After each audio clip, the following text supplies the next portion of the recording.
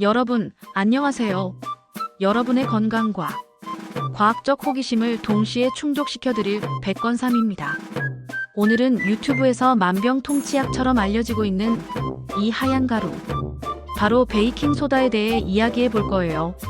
많은 분들이 베이킹소다를 만병통치약처럼 여기며 영상들이 무분별하게 조회수와 구독자를 늘리려는 목적으로 책임감 없이 좋은 면만 부각하는 모습을 보고 안타까워서 과연 그 주장이 과학적으로 사실일까 낱낱이 살펴보겠습니다. 오늘 이 영상에서는 베이킹소다가 화학적으로 무엇인지부터 우리 인체에 어떤 작용을 하는지 긍정적인 면과 부정적인 면을 정확히 짚어보고 올바른 사용법까지 낱낱이 알려드리겠습니다. 무분별한 사용으로 인해 피해를 보는 분들이 없도록 과학적 근거를 바탕으로 명확하게 설명해 드릴 테니 지금부터 저와 함께 베이킹소다의 진짜 얼굴을 파헤쳐 봅시다. 자, 먼저 베이킹소다의 정체부터 알아볼까요? 베이킹소다는 화학적으로 탄산수소나트륨이라고 불리는 백색의 결정성 분말입니다. 쉽게 말해 물에 녹으면 약알칼리성을 띠는 성질을 가지고 있어요. 이 약알칼리성이라는 특징이 베이킹소다의 핵심입니다. 산성 물질을 만나면 중화 반응을 일으키면서 이산화탄소 가스를 발생시키거든요. 바로 이 가스가 빵이나 과자를 부풀게 하는 발효제로 사용되는 원리이고요. 주방의 기름때 대부분 산성을 제거하거나 냄새를 중화하는 데도 이 중화작용이 활용되는 겁니다. 청소할 때 식초와 베이킹소다를 섞으면 부글부글 거품이 나는 것도 이 이산화탄소 가스 때문이죠. 아, 이제 왜 베이킹소다가 만능 청소꾼으로 불리는지 이해되셨죠? 그럼 이제 베이킹소다가 우리 인체에 어떻게 긍정적으로 작용하는지, 그리고 어떤 상황에서 유용하게 쓰일 수 있는지 알아봅시다. 베이킹소다를 물에 타서 마시면 위산과 반응하여 중화시킵니다. 이 반응으로 과도한 위산이 중화되면서 가슴 쓰림이나 소화불량 증상이 일시적으로 완화될 수 있습니다. 마치 약국에서 파는 제산제처럼 말이죠. 어제 야식으로 매운 걸 먹고 속이 너무 쓰렸는데 베이킹소다 물 한 모금 마시니 트림이 나오면서 속이 좀 편해졌어요. 이런 경험 한 번쯤 있으실 겁니다. 하지만 이건 어디까지나 일시적인 증상 완화라는 점 기억해 주세요. 고통은 잠시 잊게 하지만 원인을 해결하진 못한다는 명언처럼 말이죠. 일부 운동선수들은 고강도 운동 시 근육에 쌓이는 젖산피로 유발 물질을 베이킹소다가 중화시켜 피로를 지연시키고 경기력을 향상시킨다고 해서 보충제로 사용하기도 합니다. 예를 들어 마라톤 선수들이 경기 중 물에 탄 베이킹소다를 마시며 버퍼링 효과를 기대하는 경우가 있습니다. 하지만 이는 전문가의 정확한 지도와 용량 조절이 필수적입니다. 모든 좋은 것은 적당히 사용하는 것이 좋다는 말처럼요. 식품 첨가물 빵이나 과자를 만들 때 팽창제로 사용되어 부드러운 식감을 만들어줍니다. 식용 베이킹소다는 식품 첨가물로 안전하게 분류됩니다. 과일 채소 세척 과일이나 채소 표면의 잔류 농약이나 이물질을 제거하는 데 도움을 줄 수 있습니다. 베이킹소다의 약알칼리성이 농약의 산성 성분을 중화하고 미세한 입자가 물리적으로 흡착하는 역할을 합니다. 마트에서 사온 포도를 베이킹소다 푼 물에 5분 담갔다가 행군이 뽀득뽀득하고 더 안심하고 먹을 수 있었어요. 마치 마법처럼 깨끗해지는 느낌이죠. 약알칼리성 성질로 인해 벌레 물린 곳이나 가벼운 피부 자극을 중화하고 진정시키는 데 사용되기도 합니다. 치아 미백이나 구강 청결에 사용된다는 주장도 있지만 이는 치아 에나멜 마모나 구강 내 미생물 균형 파괴의 위험이 있어 주의가 필요합니다. 과유불급이라는 말이 딱 맞는 경우입니다. 보시다시피 베이킹소다는 분명히 유용한 면모를 가지고 있습니다. 하지만 이제부터가 정말 중요합니다. 아는 것이 힘이지만 반쪽짜리 지식은 더 위험할 수 있다는 점 명심하세요. 그럼 베이킹소다의 부정적인 면을 살펴볼까요? 아무리 천연이고 안전하다고 알려져 있어도 모든 물질은 과도하게 사용하거나 오용할 경우 독이 될 수 있습니다. 베이킹소다 역시 예외가 아닙니다. 만병통치약이라는 환상 뒤에 숨겨진 위험성을 정확히 알아야 합니다.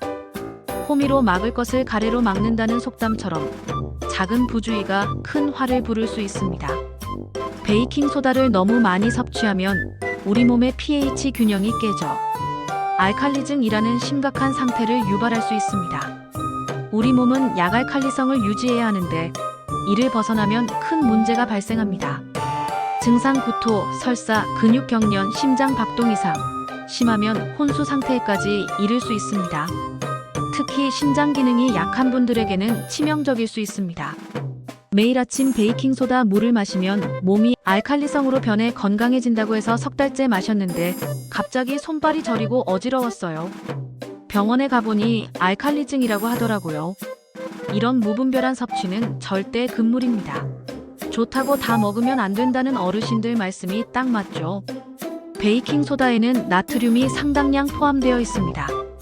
1티스푼에 약 1260mg의 나트륨이 들어있으니 결코 적지 않은 양이죠.